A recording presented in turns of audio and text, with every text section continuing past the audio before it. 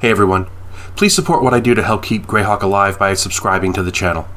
Also, please consider becoming a channel member to get early access to videos, exclusive live chats, quarterly adventure modules, and more. Thanks, and enjoy the show. So, the Hidden Shrine of Tamoachan is one of the most famous and well-regarded old school modules, and I want to talk about it today on Greyhawk Live Dark.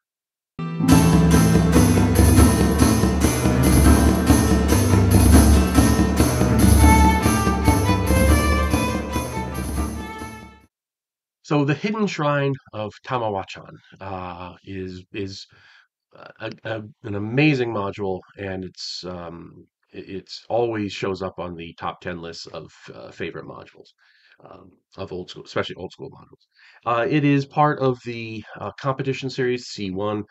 It was run as the tournament for Origins 1979, which was, I think, in Reading, Pennsylvania, or somewhere around there.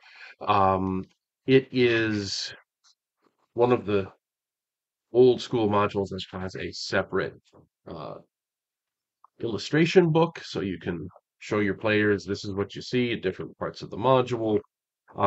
It's noted especially because it has this Mesoamerican, Central American flavor to it. Obviously, the names and the imagery and so forth is all taken from Aztec, Mayan, Olmec civilization in our world, and it's grafted onto what is known as the Olmen civilization in the world of Greyhawk. This is a little bit problematic. I think it's obvious that the Olmens were always supposed to be um, Mesoamerican flavored, but in the module itself, and in fact, the name of the module comes from a real world location, Tamoachan, which is supposed to be the spiritual place that all of the Central American, Mesoamerican cultures came from. It's a ruined city in Mexico, and added to that is all the names of the deities that are in this shrine are taken from real world, mostly Aztec and Mayan deities. So there's actually Camazotz in here and Quetzalcoatl and so forth. So it's a little weird that it brings in all of these real world items into the world of Greyhawk. And later on, it was sort of retconned that the Mesoamerican deities that are in here, the Olmen deities, actually came from our world as sort of an uh, alien gods coming to Earth. So they do recognize the problem, and later on they did fix it. The thing that there's a couple things that really stand out to me. First of all, it's got this, they really did a number on this. I mean, this is a huge threefold map. They've got the illustrations are just amazing all over the place. I mean, even the cover illustrations, actually refer to stuff going on in the module. So it's neat in that respect. The pre-generated characters, and I've talked about this in a recent module specifically about Stern Alia, but the pre-gen characters, because it's a tournament module, have a lot of background that you don't really see in other modules, especially tournament modules. But they've got a lot of stuff that's distinctly rooted in the world of Greyhawk. Um, and it gives the characters a nice flavor and expands out the lore of the setting. The because it is um, what you call it, a tournament module, it is structured very linearly. There are uh, points that are given for different actions in the temple. So for example, if you cast a strength spell at the start, you get 3 points. If you cast slow poison, it's 7. It really it points the players into the direction that Harold Johnson and Jeff Leeson want them to go, which is uh, careful to the point of paranoia, which was a hallmark of dungeons back in the 70s. That's how you survived in Gary Gygax's dungeons or ones that are modeled on it. You were absolutely paranoid. You didn't go anywhere you didn't have to go. Um, the module is not geared around getting treasure. The whole point of the module is to escape, because right at the beginning you are kind of trapped in this underground portion of the shrine. Um, there's poisonous gas everywhere, so you're taking damage every hour. So there's a real incentive to get the heck out of there. And the shrine itself is just filled with many, many traps. A lot of them are what today would be termed unfair traps, because there's no indication that they're there, and you do something and all of a sudden zap. But again, back in the 70s, that's just how it was. That was the expectation of play.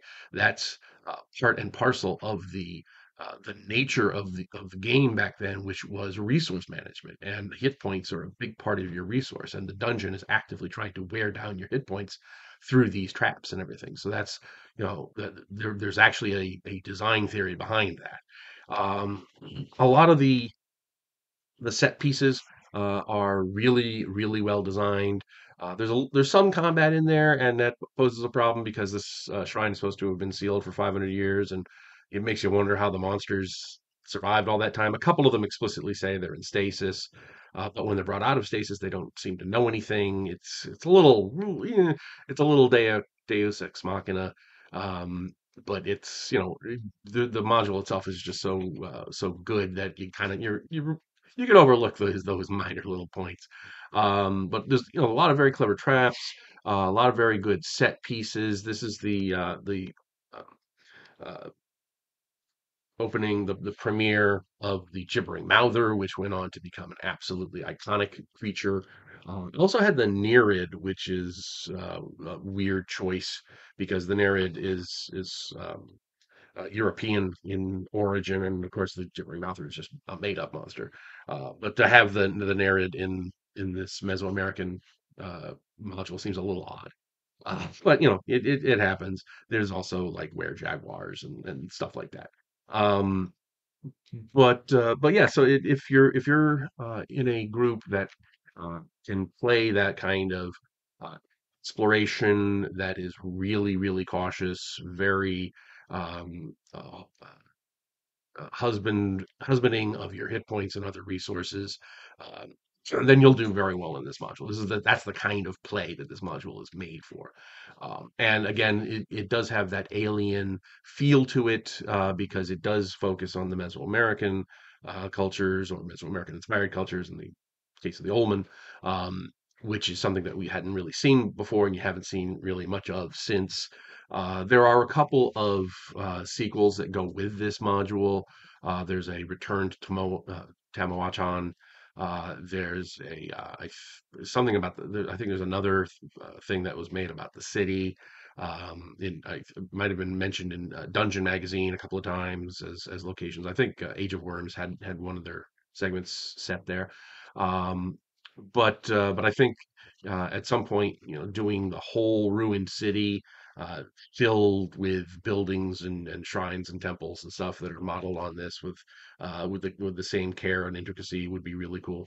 Now, because this is a tournament module and it does have that very specific setup that deliberately kind of traps the players inside and forces them to go out, it's kind of inverted from what you would normally get in a campaign style play, where you're starting at the top of the pyramid and you're working your way down. This, you're starting in the dungeons of the pyramid and you have to work your way up and out.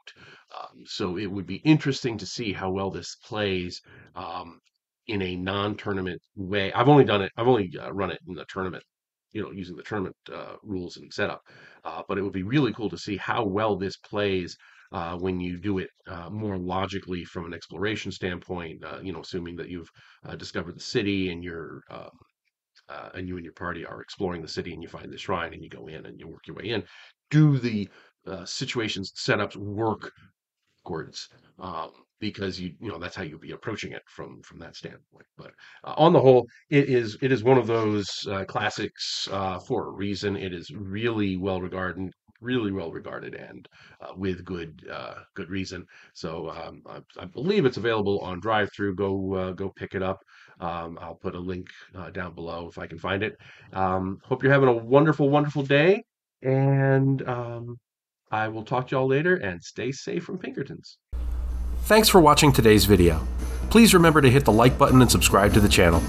Below you'll find links to my Patreon, which helps make these videos possible. You'll also find the web store where you can buy my books, and my blog where you'll find all sorts of free downloads and other articles. Thanks, and have a great day.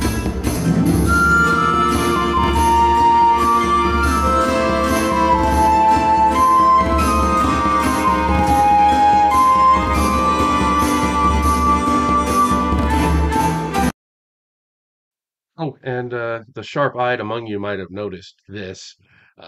Yes, indeed, the proof copy of Castle Archmage has arrived. The new version will be coming out hopefully in a month or so. There was a couple issues here. I'm resubmitting it, and another proof will come. But yes, fear not. The castle is returning. So in a beautiful new new edition. So coming soon.